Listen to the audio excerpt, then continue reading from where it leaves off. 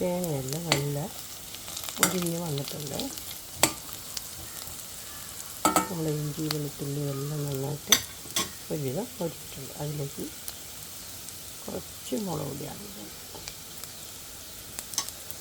ലേശം മഞ്ഞൾപ്പൊടി, പിന്നെ ഗരം മസാല, കുറച്ച് കുരുമുളക് പൊടി,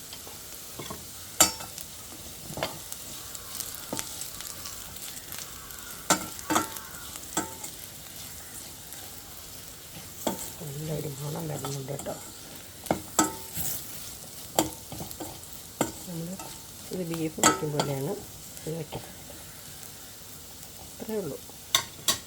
അതിലേക്ക് നമ്മൾ ഈ വേവിച്ച് വെച്ചിരിക്കുന്ന കൂർക്ക ഇട്ട് കൊടുക്കുകയാണ്. അത് വെള്ളം ഉണ്ടെങ്കിൽ കൂടെ അതിൻ്റെ കൂടെ വറ്റിച്ചെടുക്കാം.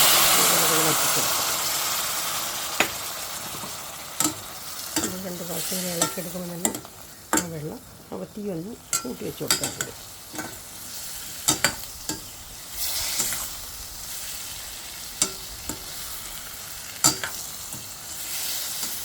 നമ്മൾ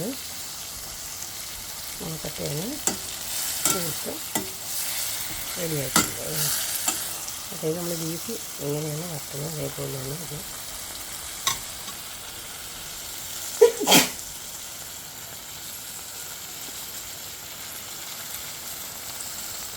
2 മിനിറ്റ് നമ്മളിത് ഒന്ന് അടച്ച് വെച്ചാൽ മതി.